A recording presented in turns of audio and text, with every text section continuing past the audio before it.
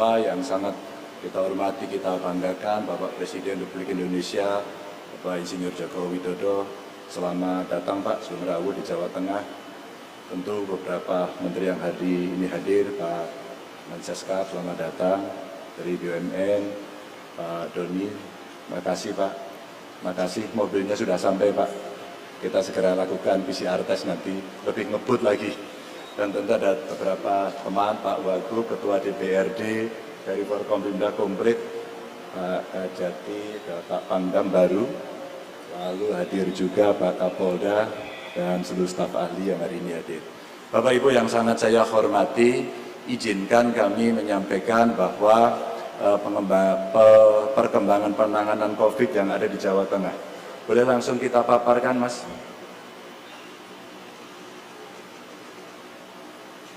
Sedikit melaporkan kepada Bapak Presiden, ini progres penanganan pandemi COVID yang ada di Jawa Tengah. Slide. Boleh slide-nya? Kami sampaikan bahwa ini data real time kasus COVID-19 yang ada di Jawa Tengah. Jadi ODP-nya masih 50 ribuan.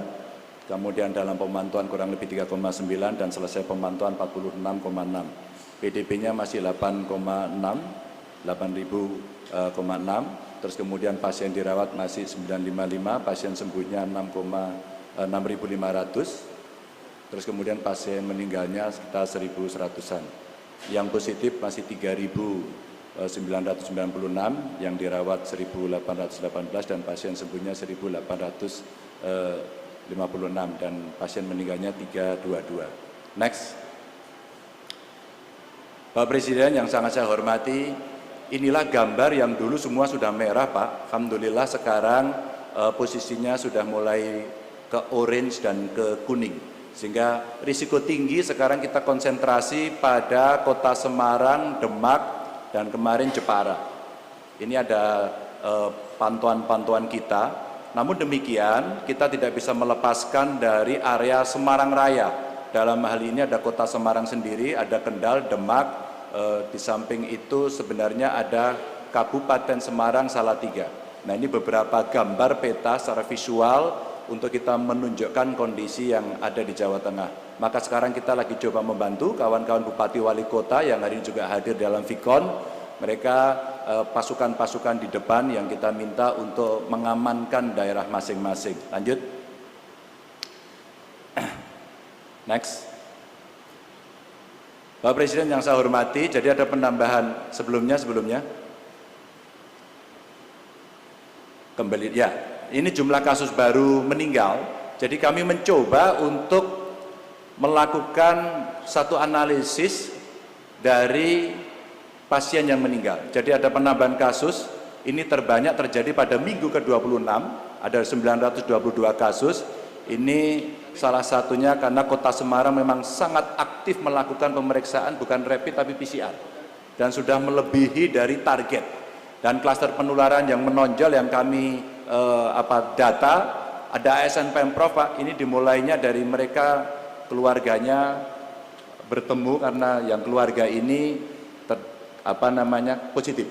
Lalu mereka bertemu dan ini membawa kepada teman-teman sekitarnya. Ini yang sekarang langsung kita isolasi semuanya. Ada pegawai PLTU dan perasal tradisional di Kota Semarang, ada panti lansia dan Polres yang ada di Kabupaten Rembang. Kami sudah koordinasi dengan Polda untuk kita lakukan satu isolasi di sana. Lalu ada nakes dan pegawai PLTU yang ada di Jepara.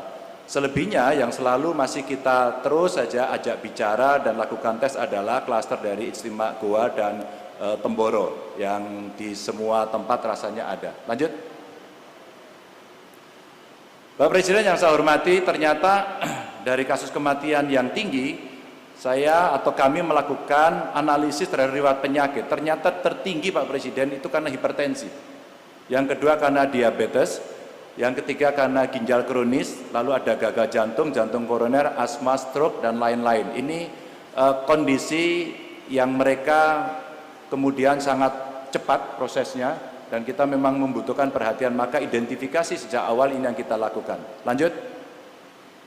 Maka ini kami sampaikan Bapak Presiden, ini tren harian pemeriksaan PCR yang ada di Jateng, Jadi itu yang paling atas adalah spesimen secara keseluruhan, lalu yang hijau itu adalah spesimen yang negatif, yang merah positif, alhamdulillah trennya makin menurun. Lalu kemudian kami tampilkan yang spesimen dalam proses saja yang terakhir. Dan kita sekarang meminta kepada lab-lab ini untuk tidak lebih dari 2 hari. Maka kalau kemudian mereka membutuhkan pegawai tambahan, kita tambahi, Pak. Sekarang per besok pagi kita sudah selesai melatih untuk rekrutmen para petugas-petugas untuk membantu lab-lab ini. Lanjut. Ini adalah gambaran, Pak.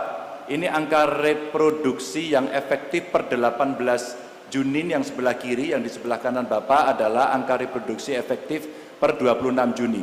Jadi masih sangat dinamis, maka ketika kemudian banyak kabupaten kota yang dinyatakan mulai menguning sampai menghijau, saya bilang, ojo kesusu, jangan tergesa-gesa agar semuanya bisa selalu mawas diri, karena dinamikanya luar biasa. Maka kalau kita melihat per 26 Juni angka reproduksi efektifnya, maka yang merah itu Bapak yang menjadi perhatian kita untuk kita bisa membantu bekerja sama, dan mudah-mudahan tadi mobil bantuan dari gugus tugas pusat akan kita bisa gerakkan ke titik-titik itu agar bisa membantu jauh lebih cepat. Dan ini terkait dengan manajemen kesehatan yang ada di rumah sakit, dan kita juga menyediakan tempat-tempat isolasi yang kita harapkan mereka nanti akan cukup mudah bisa membantu pengelolaannya, sehingga yang mereka OTG dan kondisinya baik akan kita pindahkan sehingga rumah sakit akan bisa efektif menanggulangi mereka yang berat.